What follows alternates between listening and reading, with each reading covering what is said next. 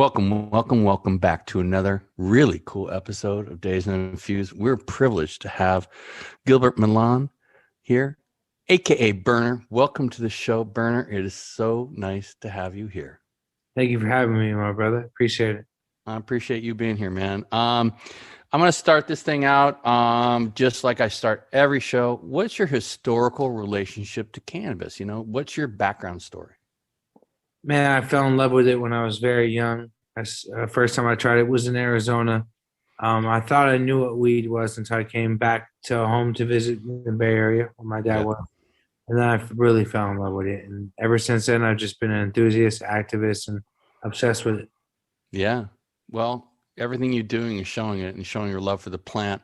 I was went back in my kind of archives and I listened to a great interview you did with Paul Rodriguez. Oh, yeah. And we used to have a 16-foot half pipe in my backyard when we moved out to the suburbs when I was a kid. And I just remember all the skate times we had and all the good times that brought until the neighbors rebelled. Shout out to D-Rod, man. Good dude. Yeah, he's a good dude. A really good show too. And I really liked hearing his take on it, on the life and what you guys do and the shoes too. That was really cool. And hearing that we was the first Latino to get a Nike deal. That was fucking cool. That's huge, for sure. It was. So as far as you're a Bay Area native like myself, and you really got into the garment business. I mean, old school business. Getting your smell-proof backpacks out there, getting your designs out there, and that was even before you were really in the cannabis business, right? And that was shoehorned you into cannabis. Is that right? Did you get that right? Well, they're kind of like going at the same time, but the clothing is like what I wanted to launch, just to complement the music I was doing. The weed business, cookies was still going. It just wasn't really formed yet. I'd say the garment business is what solidified the logo and the branding for cookies. Yeah, I mean it's universal now. I've been traveling in Europe and stuff. There it is, some French guy wearing a cookies sweatshirt. I'm like, what? Where am I right now? The interesting thing is you can't really trademark cannabis. And so the way I did it was I trademarked the logo for everything but cannabis and pretty much use that as like my IP, my protection for the brand. That's cool. I mean, what a great way to do it too. It's kind of the backward way. And I like the tat you got there, cookies tat. Nice. Oh yeah, man. Cookies, vibes, Represent. I like it.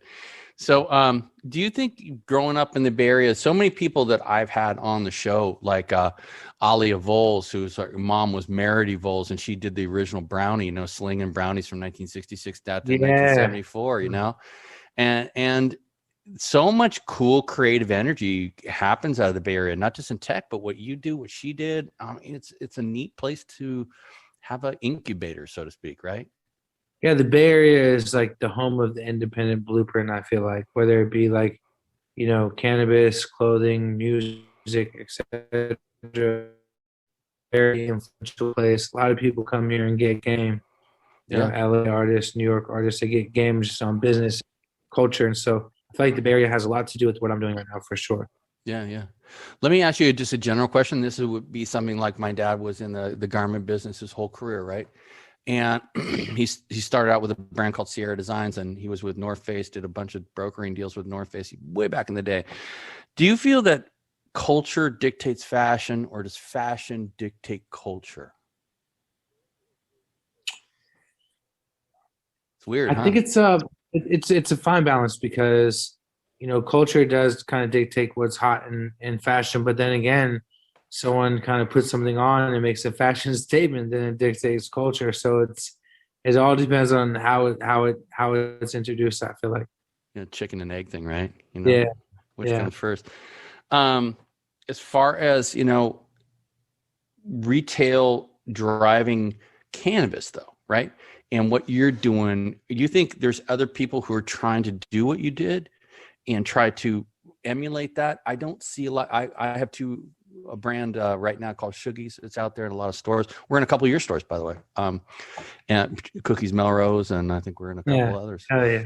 420 Lounge. Shout out Jack if you're listening, Jack. And there's just and Dr. Green Thumbs, Palm Springs, by the way, or Cathedral City. Yeah. It just seems like I don't see a lot of really good stuff coming in the same direction you were doing? People try, but it's not really working.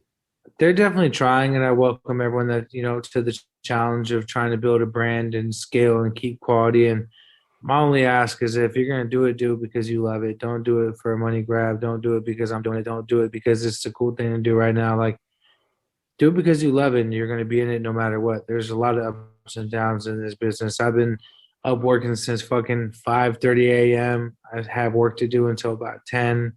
Wake up early tomorrow, run a show. I mean, like, I love what I do, though, So that was the takeaway from reminded me. Yeah, she was like, "Dude, you love what you do, so don't worry." You're about lucky. That, and that's what you and Paul were talking about in that one podcast about the passion. Yeah. And the passion you need to succeed. And because if you put the money before the passion, you're never gonna succeed. You're gonna be chasing the dragon, bro. It's not gonna work. Yeah, it's never gonna work, is it? You're just gonna be beating your head up all the time. Yeah, and if you're chasing money, then when will you ever be satisfied? Like, all right, you're chasing money, you hit for $1 million, then you hit for 2 million, then 5 million, then 20 million. You're never gonna be happy. Like, zeros can go forever. So it's like, at the end of the day, like, you better love what you do, and you better be doing it for, to leave a legacy behind. That's why I do what I do. That's why I work every day, all day. I went to the office and personally bagged up every eighth that we're giving away tomorrow at the show. Like, and you know what I mean? Like, I'm so hands with everything because I want it to be done perfect. I got hella employees that could have done that shit for me, but I just want to do it. I just got to do it myself. Keeps your fingers in it too. It makes you get you tied to it, right? Keeps that good resin on them fingers, man. Like, what were you packing up there? What's that smell like? It's like a sunset sherbet cereal milkish. There you go. Nice. From your lips to God's ears for all of us on 420. Yeah. So, probably this will air after 420, obviously. What's your plans for 420? I got a comedy show called the Couch Lock comedy event. It's a first kickoff to a network I'm trying to build and manifest. Live stand-up comedy event, good comedians. Just picture being able to go to a comedy show and smoking bud while watching your show and eating fire munchies and vibing out. Like, that's what a comedy show should be. So we created it, and we also made it into a stream. So hopefully people will buy tickets, and we have a new lane of live comedy. And your first one kicking in San Francisco? In SF. I had to bring up Saget. Yeah. Saget. He's the greatest surprise ever, man. I just remember him Full House, and then you see him live, and you're like, who is that guy? Is he the evil doppelganger, right? I love it, man. I love it. I'm fired up. I'm trying to get him high. That guy's brutal. He's great. He better run from that weed tomorrow. I'm trying to get him. So, hey, I want to ask you a quick question just about, just a long time ago, right? When the cookies variety came out, do you own that patent on that genome, basically? On the strain, on the genetic? Yeah. No, it's not possible. If it is, I'm not down to do it. So the way I see it is, we made the cookie stamp so strong and so prominent around the world. Like, I'm not really worried about it. Like, we have so much other strains in the mix, but no, I don't own any of our genetics. It's something I just don't have the patience for. I'm sure someone on our team will figure it out one day, but our menu is forever evolving. So for anyone that might want to try to trademark our work, fuck you and good luck, because we're going to keep coming with new shit. Right on. That was just another Stony, story in cannabis. You always heard it, Yeah.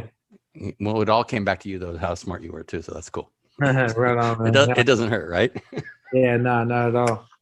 So let me take you back in time, right? So when I was in high school, we didn't have a lot of weed choices back then. We would buy, you're probably younger than me, but bricked out Acapulco Gold or just some Mexican weed you get, and it must be really satisfying. I'm from a Latino background too. My family's from Chile, and it must be satisfying to have this level of success and being a Latino. I mean, it's fantastic. It's big, and that's kind of the reason why I wanted to jump into the media space, is because, like, we got Mario Lopez and who else? Maybe a couple other people that are like faces in the media industry. And so, I just, it does feel good though. My father's a hardworking dude. He just stopped working like this year. He's 72. He's been working this whole time. Now he wants to do another project. So I come from a long line of like hardworking people that are prideful about working, and to be able to be this successful, like bro, I'll be honest with you, I don't even really soak it in too much. I act like I don't have shit going on. Keep working twice as hard because I feel like it could be taken away from me anytime.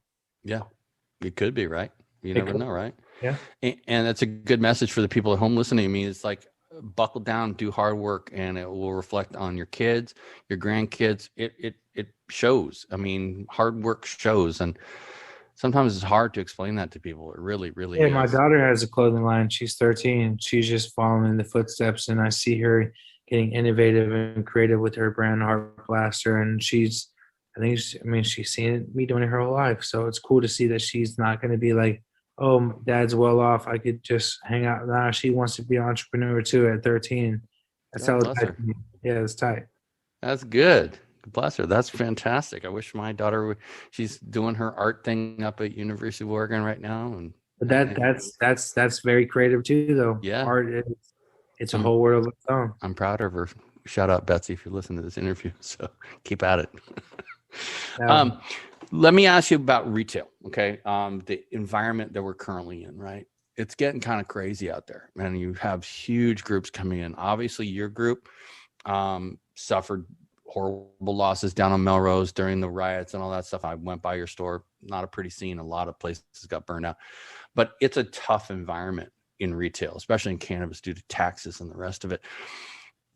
Globally, and when I say globally, United States first, right? Where do you see retail as far as you're going? You can say what you want, you know, you don't have to give up any secrets, but you do think that the chain is going to continue, meaning like more retail within a family group? yeah, I mean, everyone's going after retail. A lot of brands that popped off in our stores are starting to create retail, which I'm proud of everyone getting that accomplishment. Anyone else from the traditional market or from, the actual lifestyle getting stores is a huge compliment to our industry. I feel like we're going to keep growing. We're growing globally, not just nationally. And I feel like what will keep us in business is, three things: the experience and the knowledge, the passion, and the dedication. I mean, we're not trying to build up a bunch of stores to sell them. We're building up a bunch of stores. So when my time comes, hey, God forbid, when my time comes, at least there'll be a vision of what cannabis experience should be like. I've been doing this for 20 years. And I feel like as more money comes in, less passionate people try to get in our lane. And so if I can put a bunch of stores around the world with clear direction on how these stores should operate and what's to come next, then I think that at least we'll know that there will be some quality operations out there in the future. That's a great message. Quality operations and keeping your ethos like it is, right? Mm-hmm. And just making sure that what you do is out there and being shown to the world, right? I think that's Sure. cool. Yeah. Well, usually in our podcast here, I ask the historical relationship cannabis man.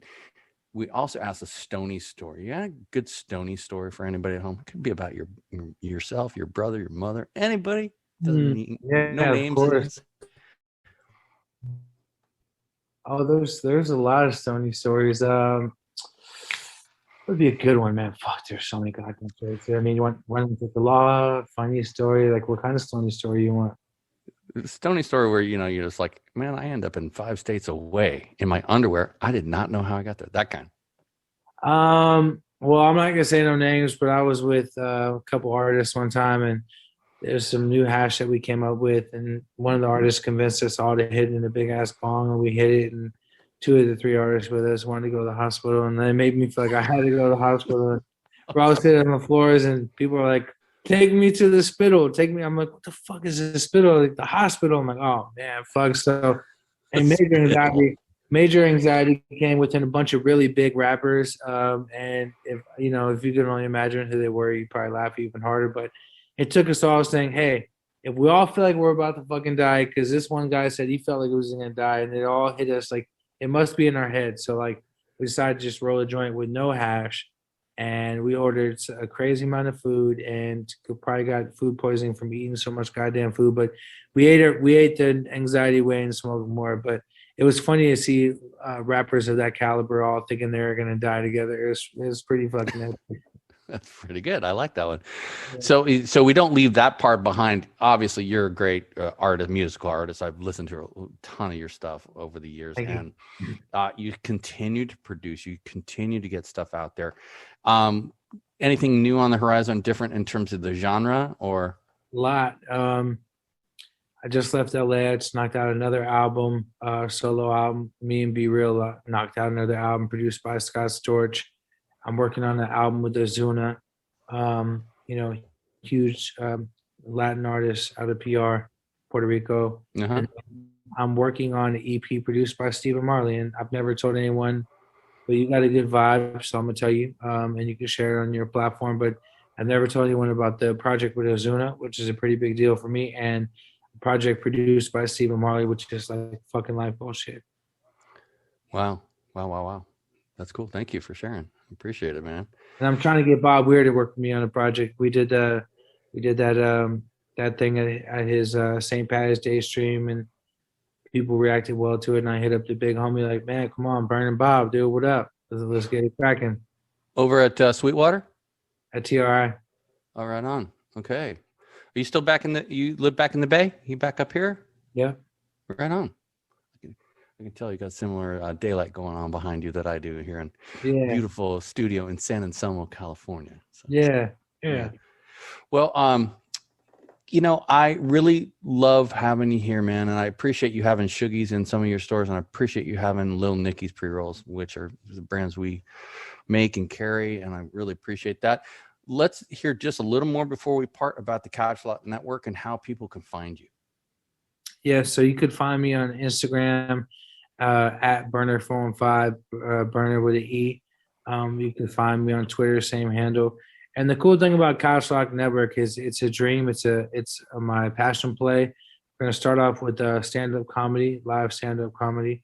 We're going to work ourselves into scripted films, comedies, some prank-style comedy films. And then I want to launch a good news network, man, because there's a bunch of negative bullshit. Turn on MSNBC right now.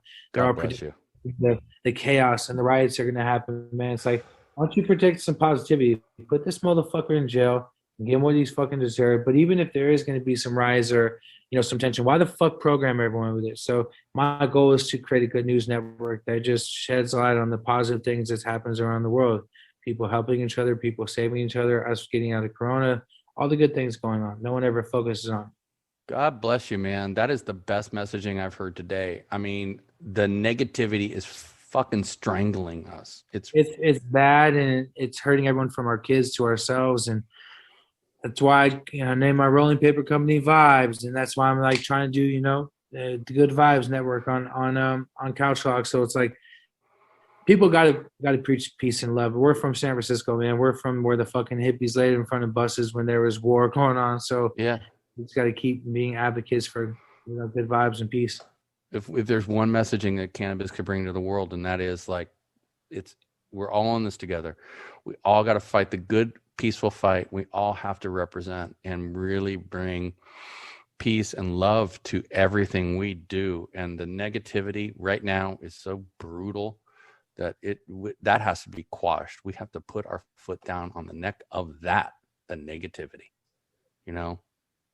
Get that shit out of here. No one wants to hear that shit. No, exactly. Berner, thank you so much for being here tonight, and I really appreciate it. And OG SF guy, I appreciate you being here, man. I appreciate you, my brother. I'm gonna look out for Lil Nicky's brand, and you said it's called Shuggies. Shuggies. I make sugar and agave and stevia with THC. You can use it anywhere, carry it anywhere. Here's a little packet of our sugar. Oh, it's amazing. Yeah, hell yeah. And a value box of 20, and all sorts of stuff, man. And we just make it so you can take the agave syrup and just dump it in a drink when you're out with your boys. If you don't want to have a alcohol cocktail, you can just take the Shuggies agave, put it right in a glass of soda water, a little lime, man. You got a nice little drink. My tea is going to be a lot better from now on, my friend. I appreciate you. Right on. Thank you, Berner. Really appreciate you, and thank you for positivity in your messaging. Really dig it. Right on, my brother. We'll hopefully see you soon. Have a good evening, man. All right.